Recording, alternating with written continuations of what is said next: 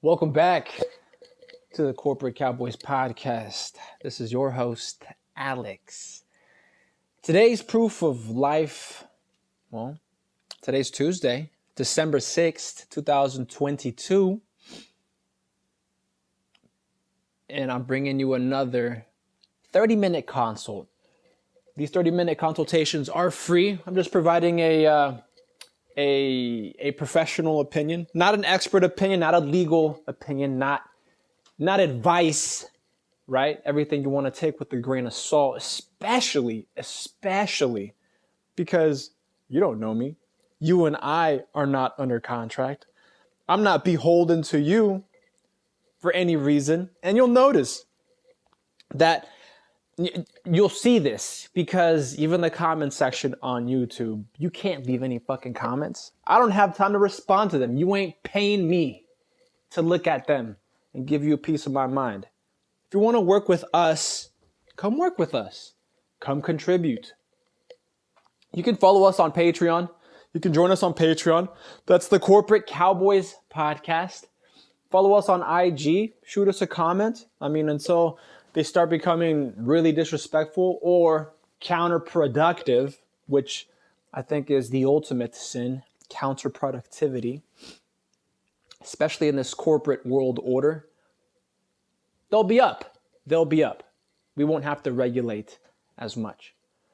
You want to write to us? By all means, use snail mail. Send us interesting, questionable, peculiar items. Not so much contraband. I'm not going to say that on air. But that's P.O. Box 3372, Rancho Cordova, California, 95741. And that'll be, reviewed periodically, forwarded to us, all that good stuff. Today's question comes from r/CareerGuidance. Reddit, I find, is a pretty good resource for some folks who are just lost, who are wanting to start their investigation, their research into the corporate life. Just entering the corporate war, barely signing on the line. They might be entry level. They might think they're not, but everybody is entry level forever, right? And this person in particular is asking, should I leave my new job after 1 week? It's a good question. It's a good question. Professionally, you can do whatever you want. Now, how that impacts your professional reputation is another question. That's a whole other matter. Why? Well, it shows commitment, shows dedication, or a lack thereof.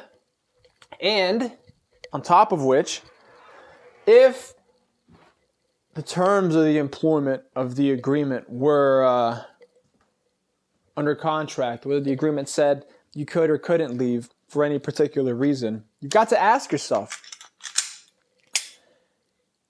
does it help or hurt you?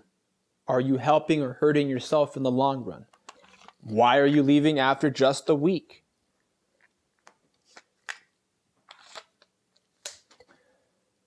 For a better job? More money? Because somebody on your current team is a fucking snake? They're orienting the organization or the team in a way that you don't agree with? It doesn't have to be personal. It could be professional. Maybe they're doing something to fuck the business up.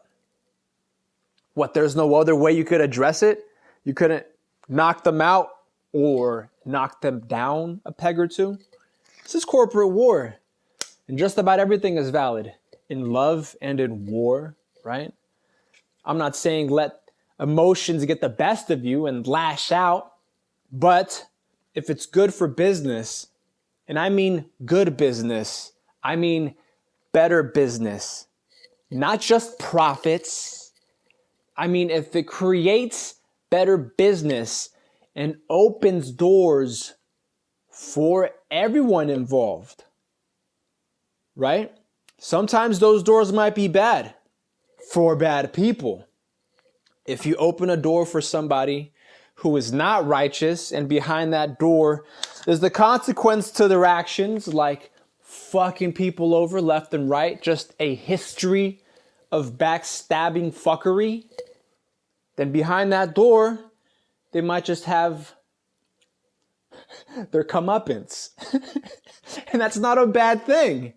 It makes business better. I digress. I haven't even read the body to this, and I'm already getting riled up. They ask, should I leave my new job after 1 week? And they're asking for advice. They've flared it for advice. The body says, hi, everyone. I hope you are doing well. I am currently in the position of planning to leave my new job that I just accepted recently for a couple reasons. Hope you can give me some advice if possible. Question mark, question mark. 2 question marks on that. I recently joined a public real estate company as an accountant. And over the past couple of days, there are things that made me really uncomfortable and regretted of joining this company and regretting joining this company. Regretful of joining this company.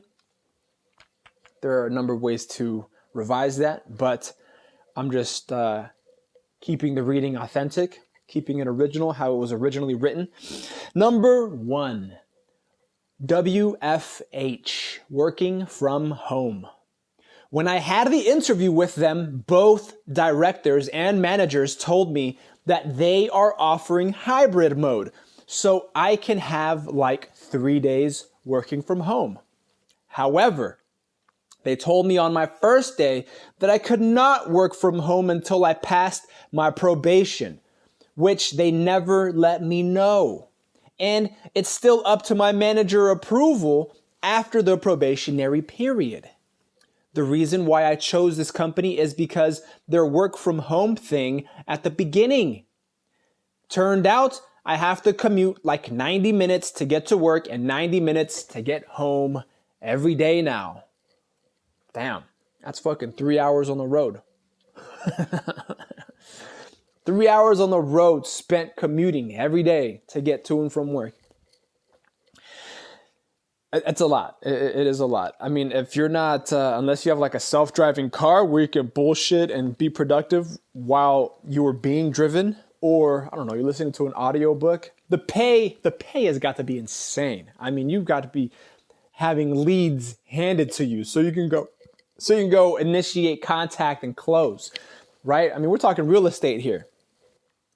Unless this is like for luxury properties, some type of higher end commercial, not sure. I'm not sure what the context is here. We would need to know more. We would need to know more what the compensation structure looks like in order to really conclude that a 3-hour commute every day is a lot. I know for some it's undoable, it's impossible, but if this person's making money hand over fist, additionally is accommodating education, is organizing some form of development into this 3-hour window and not just staring out a windshield. I mean, they could just be staring out a windshield. If you're making money hand over fist, if you're living comfortably, then you have investable income, not just disposable income, right? But again, 3 hours might be a deal breaker for most people. 2, it says, changing my manager without letting me know. The manager whom I had the interview with is a young, laid-back guy, and we had a good conversation about what we are expecting from our works.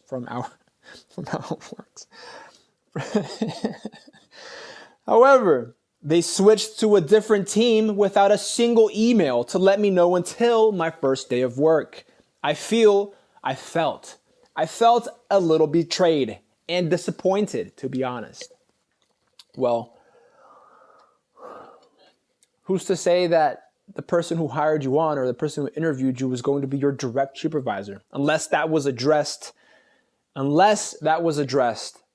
in the interview process, and you came to the reasonable conclusion that they would be your supervisor, I don't see why you should expect the person you got along with so well in the interview process is going to be your manager. You're interviewing to work at the company first, right? And then second is whoever the face of the company is. A reputation precedes anybody.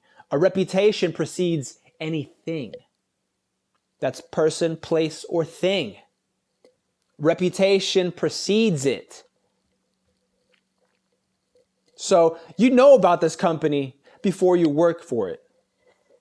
You learned about this person before you worked about the company. You may have came to the wrong conclusion. You may have conflated the reputation, the rapport you built with this one person, and then transposed it on the company in its entirety.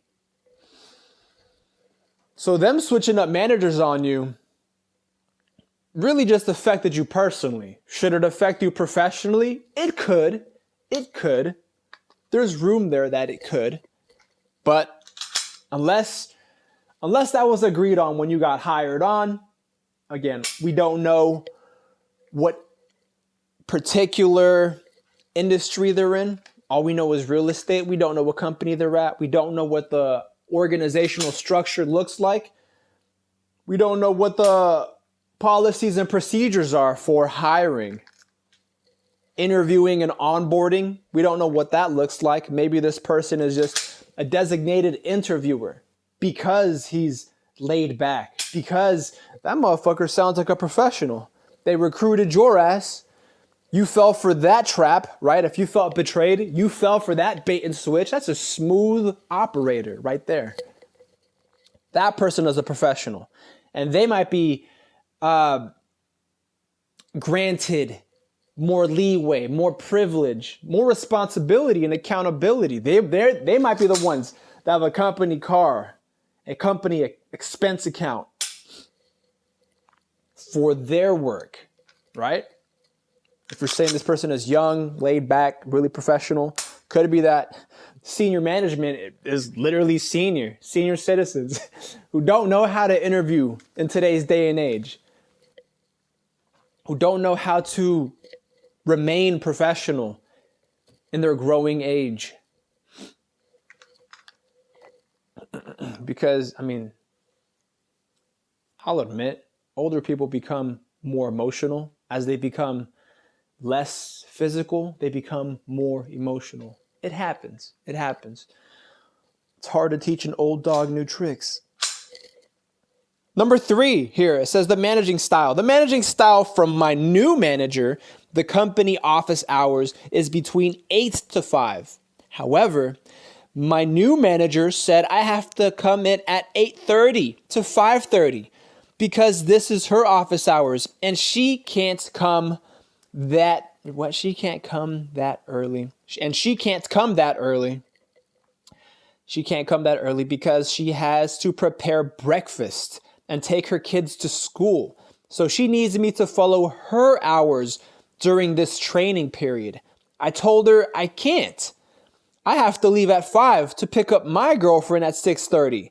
But she insisted I have to follow her schedule. I was like, if she couldn't be flexible with me for this simple thing, how can I deal with her during busy season, like month end and budget season? Overall, should I leave the job, guys? Question mark. Thanks. Yeah, I mean, I don't want to bag on women, but I've had to work with women in the past, both as colleagues, as coworkers, and as my managers. I've had to serve in support roles for female, woman, girl bosses. That line right there, that phrase right there, might have made you a little privy on what my stance is. But I think flexibility goes both ways. I do think flexibility goes both ways. I don't see why they're training you. I mean, and it's hard to negotiate. It's hard to negotiate in that situation because you still need the job. You still need the money, right? Whether or not they need you. They could go out and hire somebody else. I mean, they'd have to call back the young, cool, laid-back guy to interview, right? And onboard.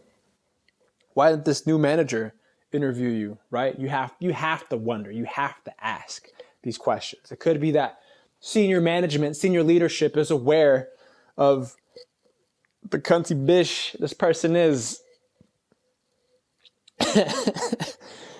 But them being hard to work with doesn't mean that you can't work for them. For the time being, right? Just get in there, make accommodations. I mean, if the job is really worth it, if they're paying you, like I said, if you're making money hand over fist, I mean, the commute already, the 1.5 hour commute, just getting there, and then the 1.5 hour commute getting back, that would have already been a deal breaker to me. Why? Because that's just expressly false. When what you agreed to, and you've got to go back to the agreements on what you signed on, unless you just blindly signed away the onboarding forms, it should state in there the probationary period. It should state in there the work from home policy. If these policies and procedures, if the manuals, the company manuals are not up to date, you already know you're fucking with a shoddy operation. Yeah. So reporting to work day one and all this shit changes around on you. I mean, it's going to be tough going. It's going to be tough going.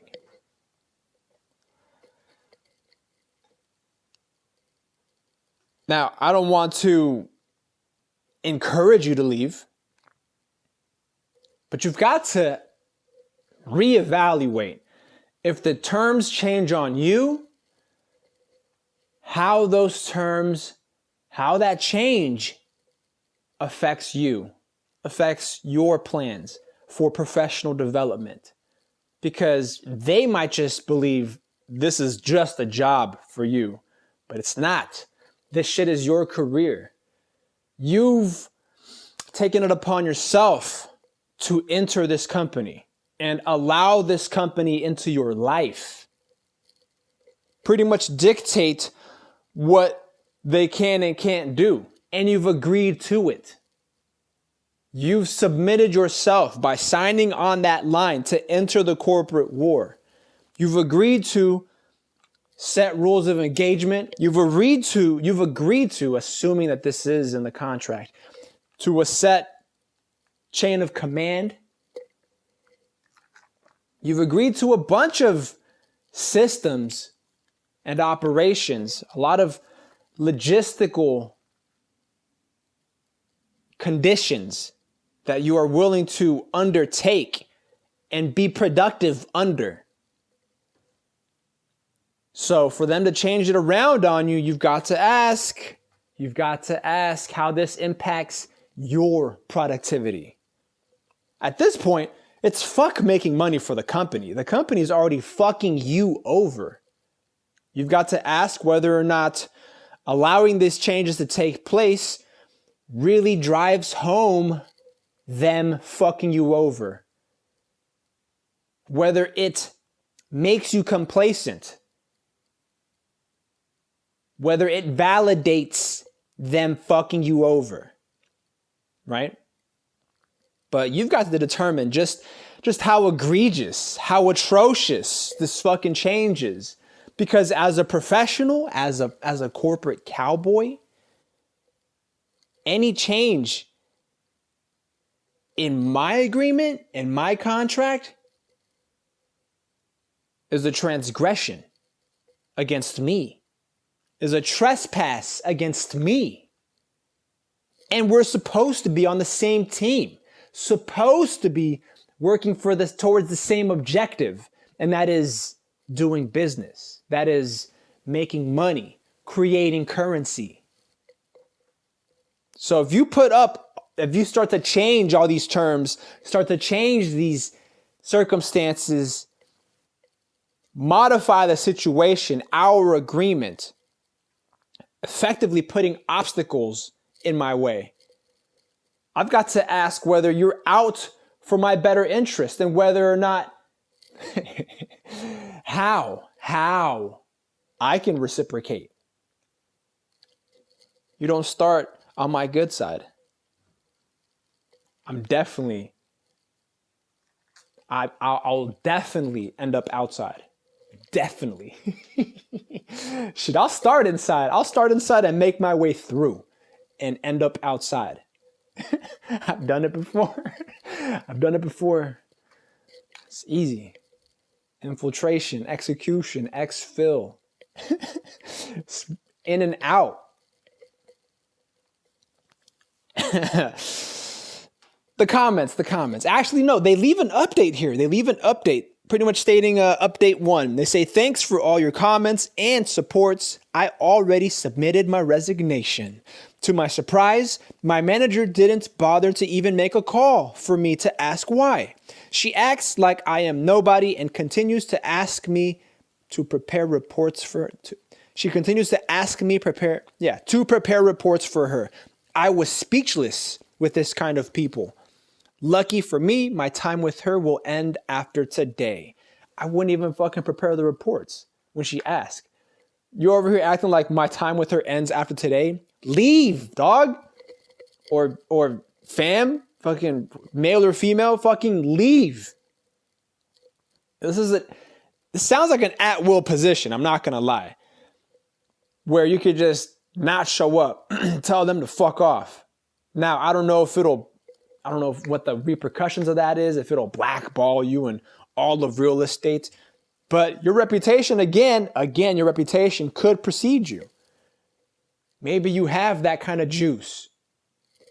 Doesn't mean you have to be working in a shop, working for a large organization, when you yourself have taken steps to be recognized.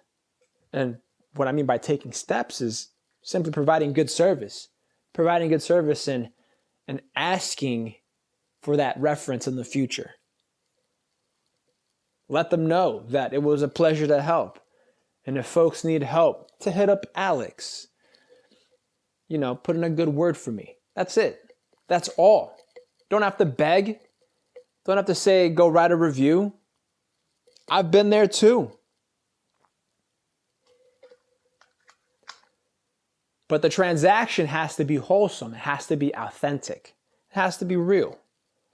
Otherwise, you're just padding your reputation. And some folks can see right through it. I happen to be one of those folks. That's why I'm not unoriginal. I'm not inauthentic in my interactions. I try to be as real as possible. Try to be as wholesome as possible. So the first comment here says, I'd leave 100%. Yeah, okay, that's very straightforward, of course. They add here, a week in, I'd cut my losses. It sucks, but hit the bricks. Hit the bricks? That doesn't... Isn't hit the bricks... doesn't it mean to sleep? Damn, I gotta look that up, huh? What does hit the bricks mean? To participate in a workplace strike or other job action. To participate in a public protest, especially one involving picketing. Okay, so I kind of felt that it was wrong, and it was wrong. You ain't gonna fucking strike or protest from out of it. Really, the only thing you can do is fucking leave. I don't know 1 week in whether you have sufficient connection, and this bitch, your manager, might have more connection, might have more juice than you do in the organization. She might be nice to everybody else and was just hazing you to show up 30 minutes later and leave 30 minutes later. Who the fuck knows, right? Me personally, like I said, I would have left when the work from home wasn't there. I have to fucking drive. I have to fucking commute 3 hours every day to go make my money. I mean, I either have to have some passive income, something that I could do on the side while I drive, because 3 hours is a lot of time. I could fucking take a nap. A nap might be more valuable than having to drive there. All right. Let's say it sucks, but hit the bricks. Okay, yeah, that's wrongly put. Just fucking hit the road. How about, you feel me? Just dip out, bounce. An involuntary change in the schedule, work location, and what team you're working on sounds like some bait and switch bullshit. Absolutely. I touched on all of those. I mean, those were the three issues that they brought up too. But it's the change in those terms that you agreed on with the hiring manager, who you may have wrongly concluded that you would be working directly under and that they would be your immediate supervisor, but that doesn't change the fact. That doesn't take away from the fact that this change was made without your authorization, without you accepting it.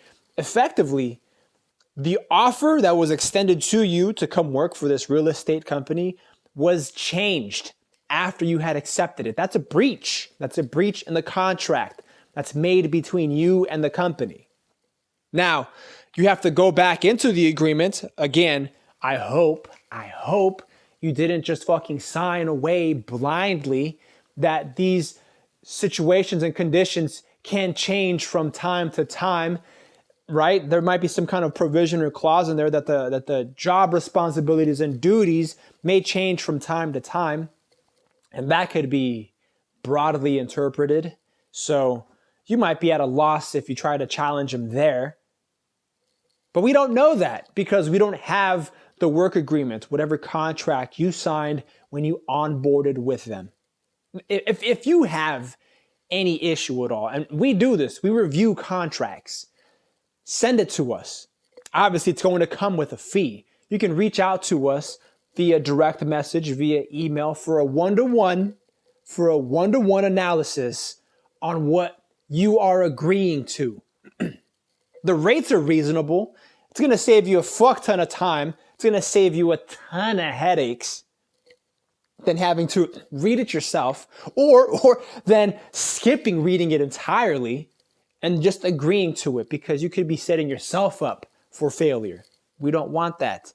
What we want is to create corporate cowboys and have corporate cowboys create better business practices, better business policies, better business solutions.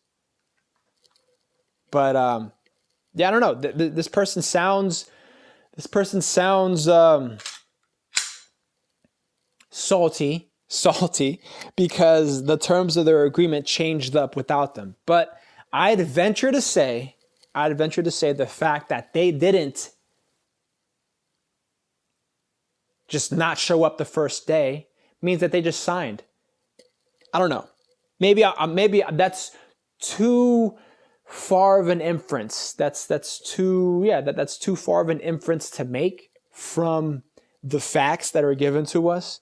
But if you had made this agreement, if you had entered this particular agreement and then told that you have to report in person for training, which you weren't aware of, or of a probationary period that existed where you could not work from home, if this wasn't disclosed to you and you just show up, you're like, oh, okay, I'm going to like, you're either an amateur, a novice, or you signed without looking.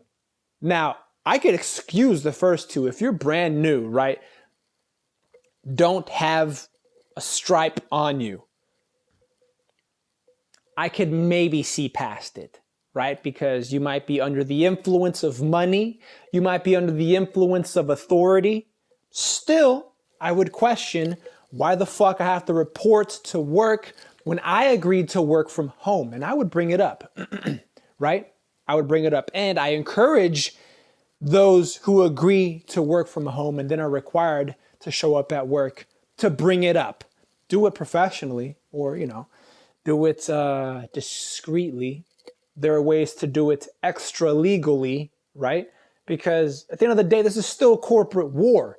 Anything goes. Yeah, but the fact that they just showed up the following day, I mean, they're in real estate. I don't know what their age is, what their experience is. To me, leads me to believe that they fucking signed and now are under this impression that they must show up because they signed. I'm going to go with that route, right? Though again, it could be brand new.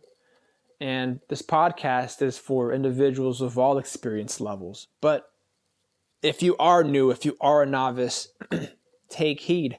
Take heed and learn from this person's mistakes. They say that same comment says 1 week in, sounds like some bait and switch bullshit. I just left a new job after a new. Hold on. I just left a new job after 2 months because they went back on my promised schedule and management was abusive. Leave if you can afford it. Otherwise, start looking for jobs again. Yeah, I would agree with that. I've been in a position before where I had to do that. It wasn't so much a bait and switch, but I guess you could call it a bait and switch. But I had been with the company for something like 4 months. This is when I was younger. I was working for a security company, a private security company. And they said that they would be flexible with my school schedule, that they would be accommodating of my school schedule. They understood that I was a full-time student. Lo and behold, the new school schedule comes out and they state, no, we will not be accommodating anything. You must be here to work. So what did I do? I fucking left. Because at that point in time, going to school would be paying me more in terms of knowledge and education and ultimately the degree that I needed to move forward. So, I mean, I'm not going to say if I see them on the street, it's on site, but it lets me know the type of professionals that exist in certain organizations. Now, those are just the individuals. Those are the individuals. The organization itself still might be very reputable, right? And if we're going off of reputation, the organization has a good reputation. But now, the reputation of this one person I dealt with, or the department, has a reputation that will precede them. That's corporate war. It becomes fractal. It becomes individualized. Don't be intimidated by corporations. It's just people. And it's groups of people. And it's groups within those groups too. And they're led with miniature hierarchies, with smaller hierarchies, more compartmentalized hierarchies. They're a lot easier to attack than you think. Sorry, a lot easier to interact with than you think. Have a nice one.